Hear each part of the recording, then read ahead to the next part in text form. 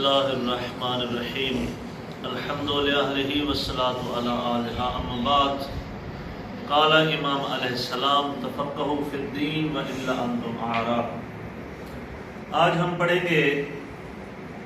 نجاسات کے اہم احکام جو ہے وہ ہم چند اہم احکام پڑھ رہے تھے نجاسات کے نجاسات کے باب میں نجاسات کے اہم احکام پڑھ رہے تھے، یعنی ضروری احکام پڑھ رہے تھے۔ ان میں سے آج کا مسئلہ جو ہے سوال ہے کہ اگر ایک انسان اس بات سے جاہل ہو کہ نماز میں بدن اور جائے سجدہ کا پاک ہونا شرط ہے اور پھر وہ نجس کپڑوں یا بدن سے نماز پڑھ لے تو آیا وہ نماز باطل ہے یا صحیح ہے؟ جانتا ہے، ایک بندے کو پتہ ہے کہ نماز میں بدن اور جائے سجدہ یعنی بدن کا اور جہاں پر وہ سجدہ کر رہا ہے اس لباس کا بھی پاک ہونا ضروری ہے اور سجدے کی جگہ کا بھی جہاں وہ سجدہ کر رہا ہے وہ جگہ اس کا بھی پاک ہونا ضروری ہے۔ اس کے باوجود بھی وہ نماز پڑھ لیتا ہے تو اس کی نماز کا کیا ہو؟ ٹھیک ہے، تو اس مسئلے کی دو صورتیں ہیں، توجہ سے سماعت فرمائیں۔ دو صورتیں، ایک صورت یہ ہے کہ جہالت کی، پھر پہلے انہوں نے جہالت کی دو قسمیں بیان کی ہیں، یعنی جاہل ہونے کی دو قسمیں، یعنی کس وجہ سے وہ جاہل ہے۔ پہلی قسم یہ ہے کہ ایک جو ہے وہ جاہل قاصر ہے، جاہل قاصر اور جاہل مقصر۔ اس کی تعریف جاہل قاصر کون ہوتا ہے، جاہل مقصر کیا ہوتا ہے؟ جاہل قاصر وہ ہوتا ہے کہ جس بندے کو کوئی بندہ ایسا نہ ملے کہ جس سے وہ مسئلہ پوچھ لے، مولوی نہیں ملتا، ٹھیک ہے، یا اکمل کو وہ نہیں مل سکتا کہ اکمل سے جا کے پوچھ لے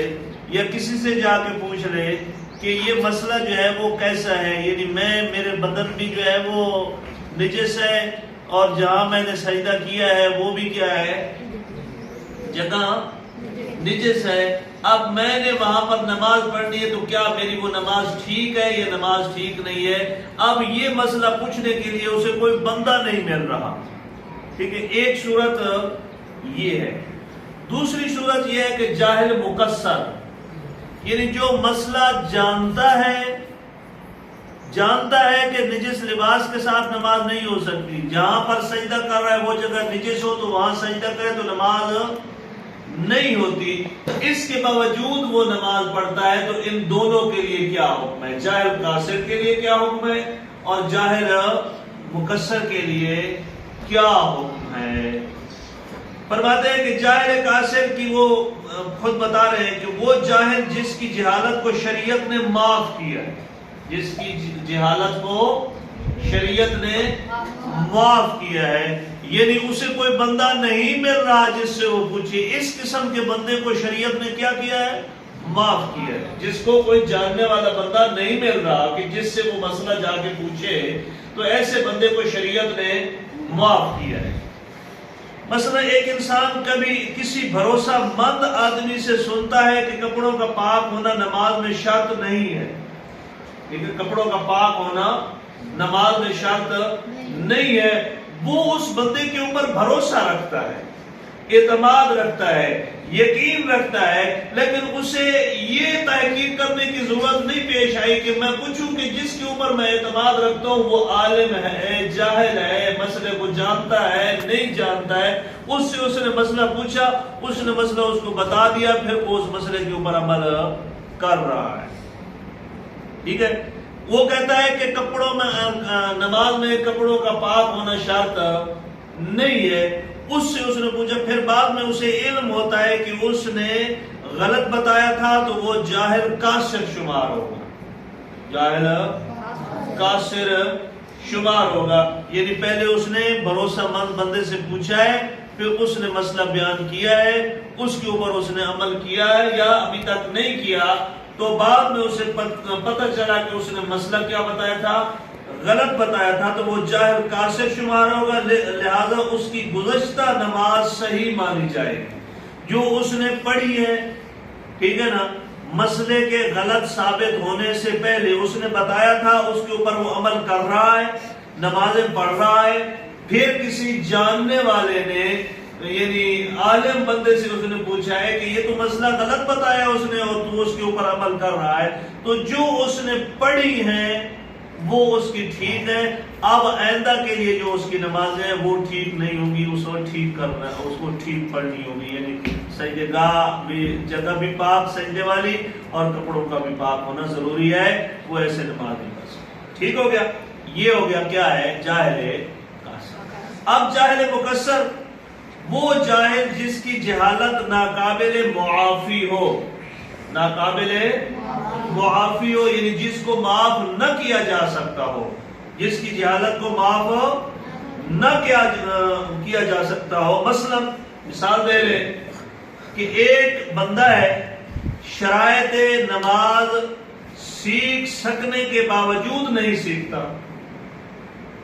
مدرسہ موجود ہے، مولانا صاحب مسجد میں پیش نماز موجود ہے، گھر میں ایک ایسا بندہ موجود ہے جو مسائل کو جانتا ہے، وہ گھر والے بندے سے بھی پوچھ سکتا ہے، مولانا صاحب سے بھی پوچھ سکتا ہے، مدرسے میں آ کر بھی وہ کیا کر سکتا ہے؟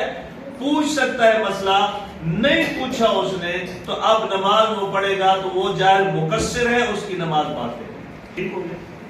اور یوں ہی کچھ سال نجس کپڑوں سے نماز پڑھتا رہے، جس کپڑوں کے ساتھ یہ بات کر رہے ہیں کہ اس کی کہ جو بندہ پوچھ سکتا تھا عالم سے، مولانا صاحب سے، مدرسہ سے، نہیں پوچھا اور نماز پڑھتا رہا ہے، تو فرماتے ہیں کہ تو اس کی نماز احتیاط لازم کی بنا پر باطل ہوگی اور اس کے اوپر قضا بھی واجب ہوگی۔ احتیاط لازم کی بنا پر اس کی نماز کیا ہوگی؟ باطل ہوگی اور اس کے اوپر نماز بھی۔